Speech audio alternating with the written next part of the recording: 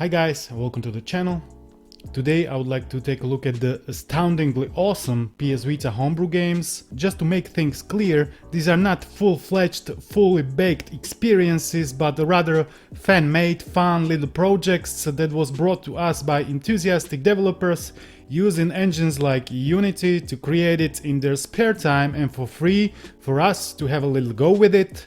Hence, we can't expect it to be proper title, but rather keep your expectations low, and you might even be pleasantly surprised by the sheer ingenuity of the creators. Please remember, all the games are free for you to download either from Vita Homebrew browser or VitaDB website, so feel free to utilize this unique window of opportunity at any given moment.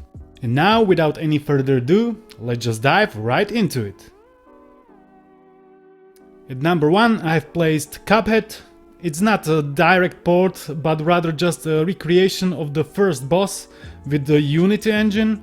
Personally, I never got into the Cuphead craze, in spite of fact I find it pretty immaculate and eye-catching experience. The reason might partially be I've never enjoyed these running game side-scrollers, though this one feels distinct, from the graphics to the gameplay to the bosses. Well, to the boss, as there is only one of them, the first one, and it's pretty challenging for somebody like me that isn't used to these gameplay mechanics. After 15 minutes of trying my best to put him down, I wasn't able to, as I was making too many mistakes, which inevitably led to my premature fall down. Premature fall down. However, it didn't discourage me from another attempt. On the contrary, it dragged me in even further and forced me to give it another shot, which was also unsuccessful. No problem, at least I've got more time to practice to improve my reaction times. I believe this simple game is worth trying, even if you're gonna finish it in one go. It's still gonna learn you a lesson or two about how to act like a proper run and gunner. If you like this Cuphead recreation, feel free to download the VPK and examine it with your own fingertips. The size is about 340 megabytes.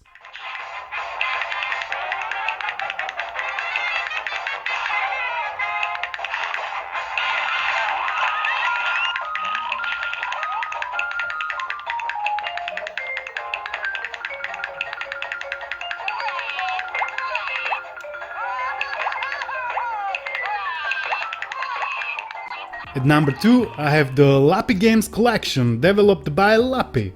As the title suggests, it is an assembly of 8 games and 1 PS Synquiz. I've picked this one as I feel like it covers a wider variety of basic old school titles that everybody can relate to and find some value in it. From the likes of Jetpack Joyride to the one I'm not sure about the title, but you could play it on older Androids. When you selected the Android version and then long pressed it, similar game came up, though this one is noticeably more forgivable, with me getting past first 10 obstacles without breaking a sweat. Then there are these overcome titles where you are trying to overcome oncoming traffic for as long as humanly possible. Last but not least, there are Duck Hunt and Wild Gunman remakes, where you can aim by tilting the Vita, same like you do with your smartphone. Surely it's basic and you gotta lose your interest in 5-10 minutes time, and just because of that you got 8 games in total to choose from, so you can keep entertaining yourself for another 5 minutes till you lose interest once again. You'll need 340 megabytes on your memory card to install the whole collection, or if you prefer to simply install it separately, you can do that too. By the way, if you enjoyed the content, please subscribe to the channel as there is more to come.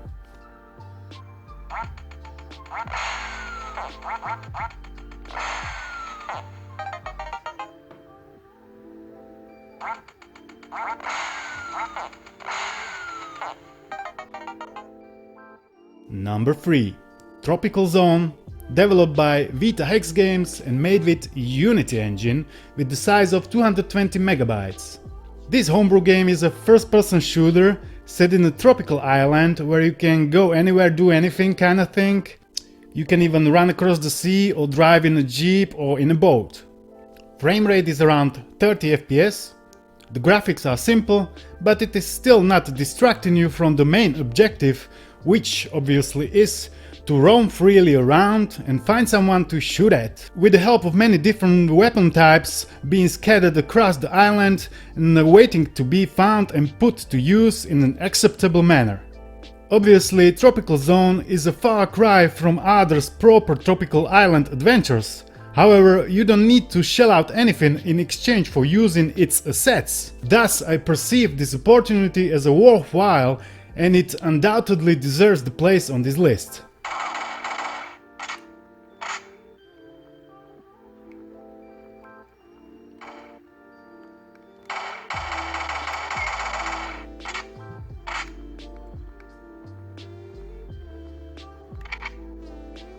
Number 4. Super Console Wars. Brought to you by Lapy and Acecone and Dragon X-Play.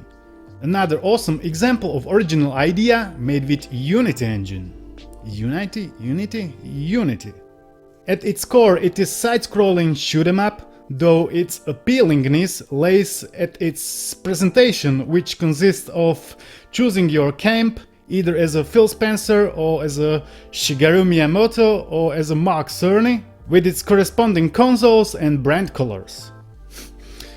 There is 5 sectors, 4 types of enemies and 1 grand finale boss, plus lots of surprise guests. In my short time with the title, I have noticed Marco from the marvelous Metal Slug series, which the game is really reminiscent of. You just running all over the place, jumping onto the Amazon boxes, shooting out of your PS5, Switch or Xbox X, killing the random guys that are trying to take you down with iPhones, as well as the mouses that are using poo bombs and poo shells, and in the end you can even collect some SSD power-ups to boost you up.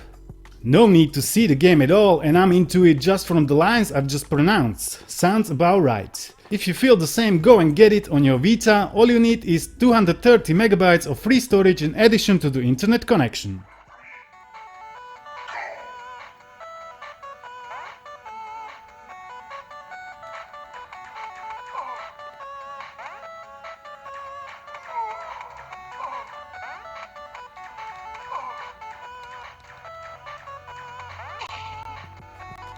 Last, 5th spot is dedicated to the quite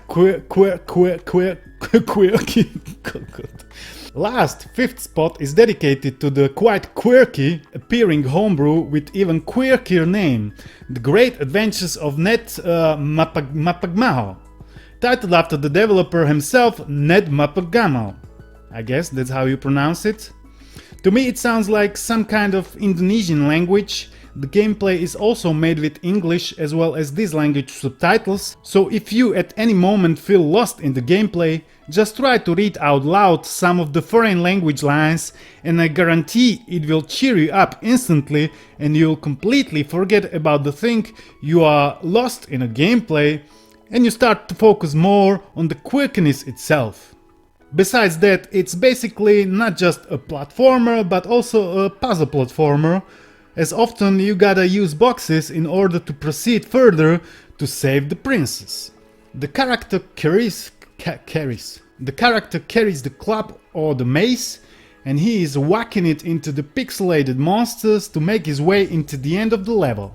The music is proper pain in the ass, some proper hyperactive techno wave, so I'm recommending to turn it off immediately and carry out a risk assessment before some accident occurs and you, out of the pure hyperactivity, lay some serious smackdown on your PS Vita. That would be great misfortune, thus please avoid the violence-causing behavior on your PS Vita at all costs. It is not worth it.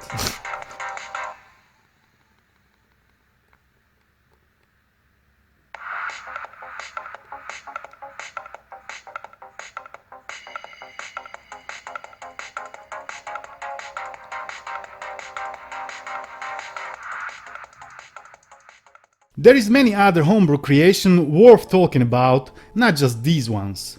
I have subjectively created this list to breathe some fresh ideas under your radar, despite the fact most of them are circling the homebrew browser for quite some time.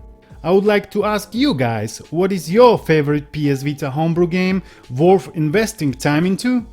Let me know down in the comment section below. Please, if this video put a smile on your face, don't forget to give it a thumbs up, it means a lot to me and to the YouTube algorithm. Also, please consider subscription to the channel as we are just at the beginning of our journey and you don't want to miss any ringing bells. And finally, please remember, no matter what's your mood or the circumstances of the moment, it's always feasible to conjure up a smile. No economic crisis can devaluate a smile. Thanks for watching guys, and see you in the next one. Peace.